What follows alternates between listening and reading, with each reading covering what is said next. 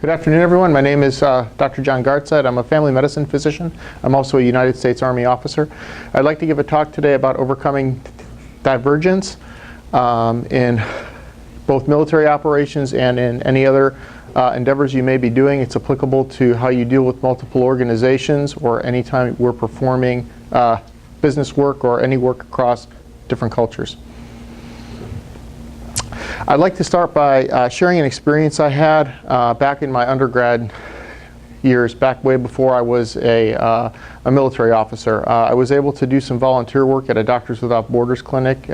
It's now known as the Mae Tao Clinic in Mae Sot, Thailand. The clinic was started by Dr. Cynthia Mong, and she herself is a Karen refugee from Burma. They were undergoing a civil war since the 1980s, and this is one of the longest running civil wars in world history. It's still going on now. And her clinic provides health care to 150,000 refugees that live in Mela refugee camp, which is on the northwest border of Thailand with Burma. And so when I first got to this clinic in 1999, this was in a world prior to the 9/11 world that we live in now. And so security was far more lax. People could sneak across the border relatively freely. The refugee camp was having area security provided by the Thai military, and they had challenges associated with keeping people inside of the camp as well as getting people outside of the camp whenever they would need health care or other services. This refugee camp was located along one main road along the Asia Highway, and the camp was more than a mile away from the health clinic. And so you can imagine kind of the chaos that would ensue if there were a conflict of some kind within the camp, or someone needing to get to the clinic at a strange hour of the night on an unlit single road that was more than a mile away from any sort of other resource, much less having to go through a military checkpoint in order to make that happen. An example of the clinic you can see on the slide there, and there's you can see it's a fairly austere clinic, very similar to what you'd find in one of a U.S. military aid station, as well as most clinics in third world countries.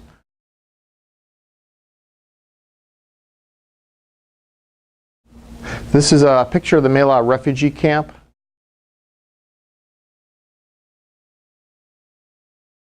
The camp over the years has evolved. This is a more recent picture of the camp. Back in the late 1990s, it was smaller, and the housing areas were also smaller as well. Here all of the houses have roofs. That wasn't always the case in the late 90s, and some of the houses even now will frequently fall apart during the monsoon season. So on top of the troubles with having to get health care outside of the camp, the Thai military also has to go in to assist infrastructure redevelopment on the inside of the camp, only having a single road, and the roads within the camp are not paved. So having to do construction projects here is also very difficult as well.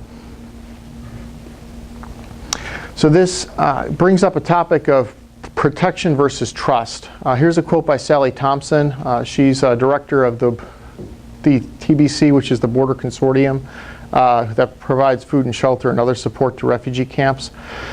She has a quote: "In Burma, everything was cloak and dagger. You didn't leave a paper trail for your own protection. You didn't talk about things openly. You didn't share information because you couldn't trust anybody." This is the disadvantage that comes with globalization, and there are advantages and disadvantages to this, as you can see. We live in a world now where everyone is able to communicate all over the world with cell phones. We have internets, cafes, and we're able to communicate and attain information via the internet and work with multiple organizations faster than we've ever been able to do so in the past. However, the challenge associated with this is organizations often have their own agendas, and they don't often trust other organizations, that they don't often trust people outside of their own organization. And we come up with this concept of divergent versus convergent thinking, where divergent thinking, an example of this is if there's a problem or a stimulus of some kind, An individual or an organization can have multiple ideas for how to solve that problem or react to that stimulus. This can be a good thing if you're looking at how to brainstorm to solve a problem, whether you're doing it your own or as a group. If the problem has multiple aspects, it's good to have multiple ways to solve that problem. However, if you're dealing with multiple organizations that all want to do things their own way, it doesn't often come up with a cohesive solution to solve the problem. And so this is different from convergent thinking, in which we look for one answer and we look for facts, or we look for things in the environment that are common that we can all agree to, and then come up with a common answer to that problem. The easiest way to think of convergent thinking is if you're taking a test at a college where there's a multiple choice answer set to that test only has one correct answer. The challenge is convincing other organizations to all agree on what your common goal is or what that common answer is, so that you can use the relative facts or indicators around you to see how to best solve the problem.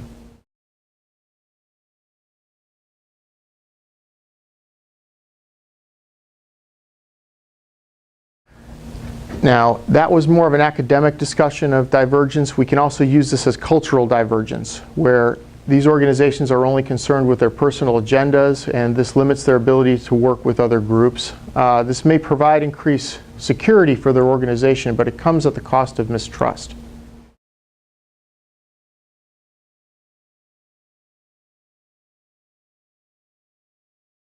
Contrary to this, we have cultural convergence, which is a growing similarity between organizations and national cultures, including their beliefs and values. So this is what we want to grow to if we're solving a problem, working across different organizations. And what we strive for is that each organization understands what its specific role is in solving the common problem.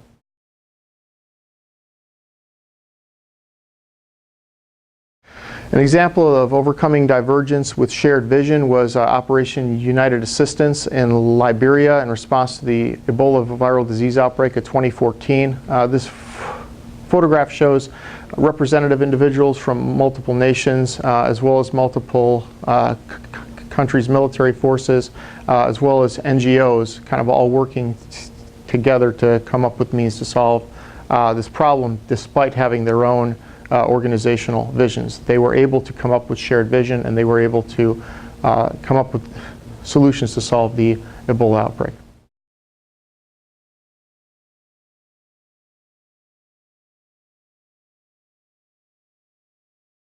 So, organizational vision, the common goal is mutual trust. And here's a quote I like from Stephen Covey: "Without trust, we don't truly collaborate, we merely coordinate, or at best cooperate. It is trust that transforms a group of people into a team." Thank you.